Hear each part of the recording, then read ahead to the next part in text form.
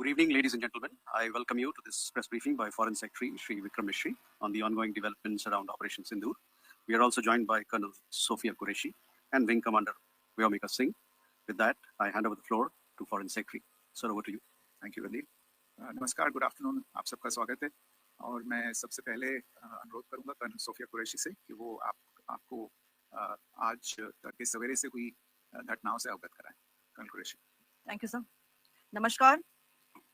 8 से 9 मई 2025 की मध्य रात्रि को पाकिस्तानी सेना ने सैन्य बुनियादी ढांचे को निशाना बनाने के इरादे से पूरी पश्चिमी सेना पर भारतीय वायु क्षेत्र का कई बार उल्लंघन किया।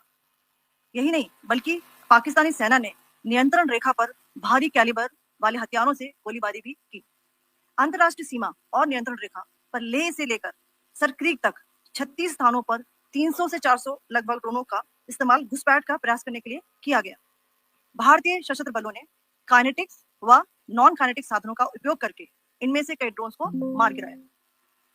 इतने बड़े पैमाने पर हवाई घुसपैठों का संभावित उद्देश्य वायु रक्षा प्रणालियों का परीक्षण करना और खुफिया जानकारी इकट्ठा करना था। ड्रोन के मलबे की फोरेंसिक जांच की जा रही है। प्रारंभिक रिपोर्ट्स से पता चलता है कि वे तुर्की के असीस गार्ड सोंगर ड्रोन्स हैं। इसके उपरांत रात में पाकिस्तान के एक सशस्त्र यूएवी ने भटिंडा सैन्य स्टेशन को निशाना बनाने की कोशिश भी की, जिसे पकड़ा गया और उसे निष्क्रिय कर दिया गया।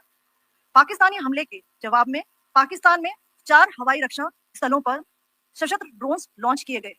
इनमें से एक ड्रोन एडी रडार को नष्ट करने में सक्षम रहा। पाकिस्तान ने जम्मू कश्मीर के तंगधार, उरी, पुंछ, मेंढर, राजौरी, अखनूर और उधमपुर में भारी कैलिबर आर्टिलरी गन और सशस्त्र ड्रोन्स का उपयोग करके नियंत्रण रेखा के पार गोलीबारी भी की, जिसके परिणाम स्वरूप भारतीय सेना के कुछ जवान हताहत हुए और घायल हुए। भारतीय जवाबी कार्रवाई में पाकिस्तानी सेना को भी बड़ा नुकसान पहुंचाया गया। इसके अलावा पाकिस्तान का गैर जिम्मेदाराना व्यवहार फिर से सामने आया। 7 मई 2025 को रात 8:30 बजे एक असफल अकारण ड्रोन और मिसाइल हमला करने के बावजूद पाकिस्तान ने अपना नागरिक हवाई क्षेत्र बंद नहीं किया। पाकिस्तान अपने नागरिक विमानों को ढाल के रूप में इस्तेमाल कर रहा है, जबकि उसे अच्छी तरह से पता है कि भारत पर उसके हमले से हवाई रक्षा की तीव्र प्रतिक्रिया होगी। यह भारत और पाकिस्तान के बीच अंतर्राष्ट्रीय सीमा के पास उड़ान भरने वाले अंतर्राष्ट्रीय उड़ानों सहित नागरिक विमानों के लिए सुरक्षित नहीं है। यहाँ स्क्रीन शॉट में Punjab sector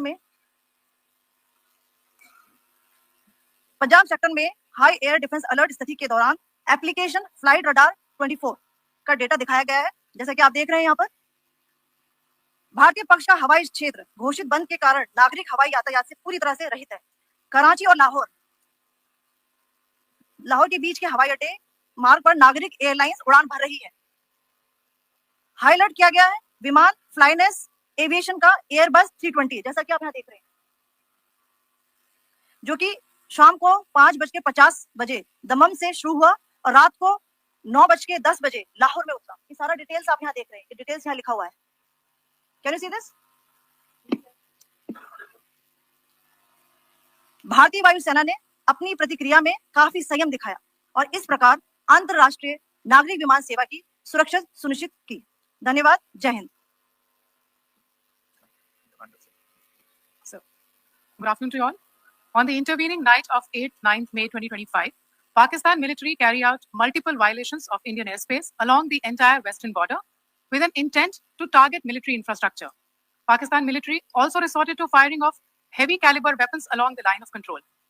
Along the international border and line of control, drone intrusions were attempted from Leh to Sarkreek at 36 locations with approximately 300 to 400 drones. Indian Armed Forces brought down a number of these drones using kinetic and non-kinetic means. The possible purpose of these large-scale aerial intrusions were to test the AD systems and gather intelligence. Forensic examination of the drone debris is being undertaken. Preliminary reports suggest them to be of Aziz Guard Songa drone of Turkey. Later in the night, an armed UAV of Pakistan attempted to target Bhatinda military station, which was detected and neutralized. In response to the Pakistani attack, armed drones were launched at 4 air defense sites in Pakistan. One of the drones was able to destroy an AD radar. Pakistan also carried out artillery shelling across the line of control using heavy caliber artillery guns and armed drones at Tangdhar, Uri, Poonch, Mendhar, Rajouri, Akhnur, and Udhampur in Jammu and Kashmir area, which resulted in some losses and injuries to Indian Army personnel. Pakistan Army also suffered major losses in Indian retaliatory fire. Additionally, Pakistan's irresponsible behavior again came to fore. Pakistan did not close its civil airspace despite it launching a failed unprovoked drone and missile attack on 7th May at 8:30 hours in the evening. Pakistan is using civil airliners as a shield, knowing fully well that its attack on India would elicit a swift air defense response. This is not safe for the unsuspecting civil airliners, including the international flights, which were flying near IB between India and Pakistan. The screenshot we just showed and we shall share with you, it shows the data of the application Flight Radar 24 during a high air defense alert situation in the Punjab sector. As you have seen, the airspace on the Indian side is absolutely devoid of civil air traffic due to our declared closure. However, there are civil airlines flying the air route between Karachi and Lahore. Amongst the other civil aircraft that you can see, we have highlighted an aircraft which is Airbus 320 of Flynas Aviation, which was originated from Dammam at 1750 hours and landed later at Lahore at 2110 hours in the night. Indian Air Force demonstrated considerable restraint in its response, thus ensuring safety of international civil carrier.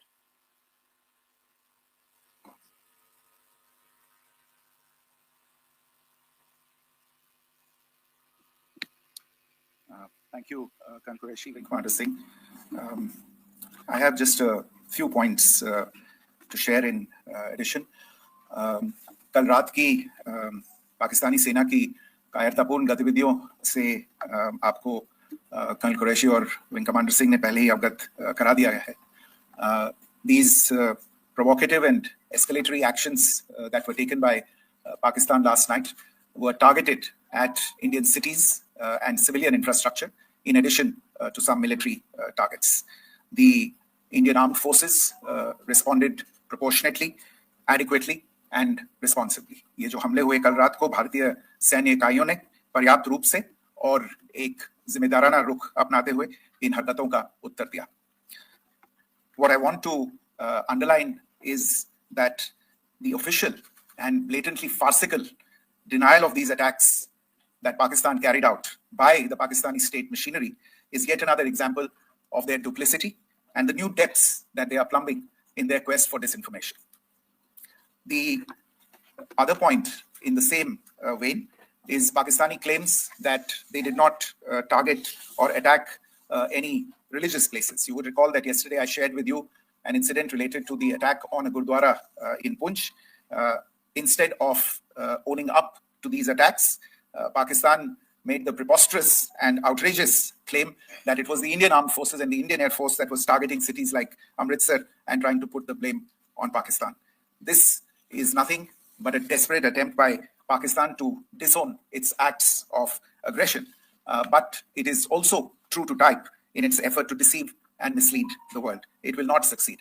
The Gurdwara in Poonch in particular was attacked by Pakistan, and some local members of the Sikh community, including the Ragi of the Gurdwara, lost their lives in this incident, as I shared yesterday. TV पर आप इस हमले के चित्र देख सकते हैं. In addition, that we would attack our own cities is the kind of deranged fantasy that only the Pakistani state can come up with. Perhaps they do it because they are well versed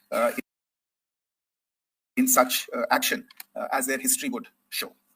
The last point I wanted to make this evening is again this disinformation that is coming from Pakistan about India targeting the Nankana Sahib Gurdwara through a drone attack. This is again yet another blatant lie and part of Pakistan's disinformation campaign. As we saw in the Pahalgam attack, Pakistan is again trying desperately to impart a communal hue to the situation with an intention to create discord. Again, we are not surprised. India's steadfast unity in itself is a challenge to Pakistan. Let me stop there. I have time only for a few questions and be happy to try and answer them. First, I call Siddharth. Siddharth, please.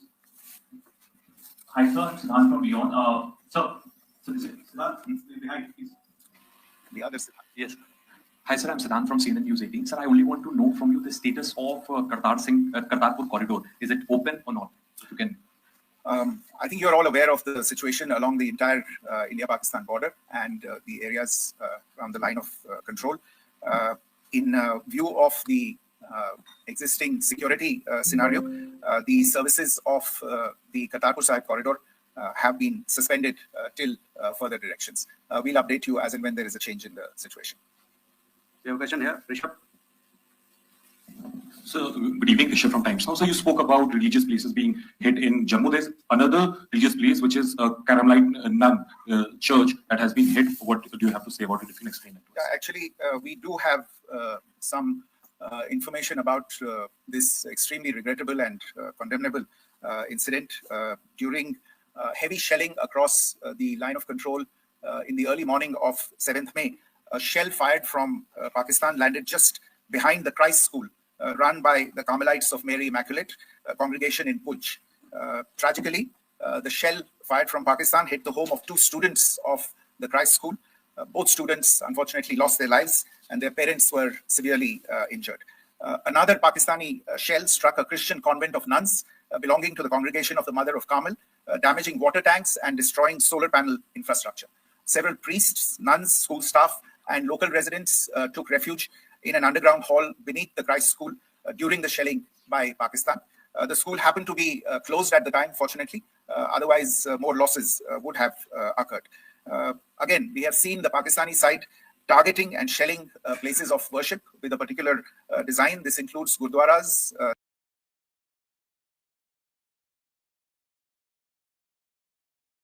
these convents and temples. Sir, कल आपने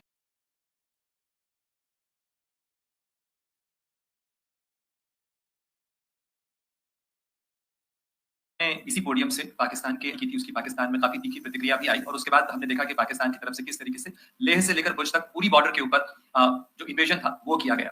मौजूदा situation के अंदर पाकिस्तान के bail out package को लेकर और पाकिस्तान के अटेम्प्ट्स को लेकर आपका क्या असेसमेंट है? और दूसरा ये भी जानना चाहेंगे कि पाकिस्तान की तरफ से ये जो अटेम्प्ट किया गया था उसका भारत ने अभी तक उस तरीके का कोई जवाब नहीं दिया गया है, तो क्या भारत इसका जवाब देगा जो कार्रवाई हुई है बीते 24 घंटों में? देखिए प्रणय, जहां तक इंडस वाटर्स ट्रीटी का सवाल है, मैंने कल विस्तार से उसके बारे में इसकी चर्चा की है। Indus waters treaty is in abeyance and as such I have nothing further to add to the decision that was announced by the cabinet committee on security. जहां तक IMF bailout का सवाल है, आपको ज्ञान होगा कि IMF की आज मीटिंग हो रही है। हम वहां पे अपना पक्ष रखेंगे और जो हमारा मत है इन चीजों को लेके वहां पे साझा करेंगे दूसरे मेंबर्स के साथ। ये बोर्ड पे निर्भर है कि वहां पे क्या निर्णय होता है। और जहां तक जो कार्रवाई हुई है उसका जवाब देने का जो आपने जो प्रश्न उठाया है, जो आज ब्रीफिंग हुई है, जो आपको सूचना मिली है, मैंने भी कहा है कि जो आज सवेरे तड़के सवेरे जो गतिविधियां हुई, भारत ने उनका एक जिम्मेदारानापूर्ण तरीके से और एक पर्याप्त तरीके से उसका जवाब दे दिया है। Siddhant. Hi, sir. Siddhant from WION. Sir, the External Affairs Minister has spoken to many of his counterparts along the world.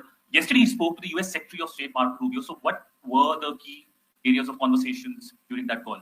Yes, the minister had a conversation with the US Secretary of State. As you can imagine, the focus of discussions was the terrorist attack in Pahalgam and the response that India mounted after that on the 7th of May.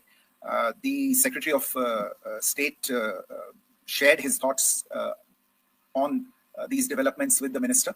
The minister deeply appreciated the US's commitment to work with India in the fight against terrorism, and he also underlined the targeted measures that India had taken in connection with Op Sindoor.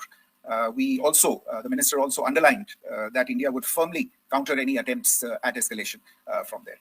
But in follow-up to that, as you are aware, there have been a number of other conversations. The minister had a conversation with the UK Foreign Secretary, David Lammy, today. There too, the discussion centered around countering terrorism, for which there must be zero tolerance. And I understand just a short while ago, the External Affairs Minister has also spoken to the Foreign Minister of Norway, Espen Barth Eide, which was also focused on recent developments stemming from the terrorist act in Pahalgam. One last question, Sudhi. So, Foreign Secretary, thank you for doing this. Sudhi Ranjan from Bloomberg. Foreign Secretary, India had struck Bahawalpur the other day, which is also connected with the murder of one of us, journalist Daniel Pearl. if you could give us an understanding of what exactly are the reports that you're getting. Well, you're right. Bahawalpur is the headquarters of the Jaish-e-Mohammed terrorist group that is proscribed by the United Nations. Its leader, Maulana Masood Azhar, is a proscribed individual. It is, you brought up the connection with the tragic death or killing of Daniel Pearl of the Wall Street Journal. The Jaish-e-Mohammed was in some way directly or indirectly responsible for the death of Daniel Pearl. But the real connection is through Ahmed Omar Saeed Sheikh, the British Pakistani jihadi who was held in India, but was finally released in 2000, and he was the person who lured Daniel Pearl to his eventually leading to his murder. So these are all obviously connected figures, connected individuals, connected institutions, and the attack on Bahawalpur, on that facility of the Jaish-e-Mohammed in Bahawalpur is, I would imagine, a fitting part of this unfortunate incident. Thank you all. Thank you, sir. With that, we come to the closure of this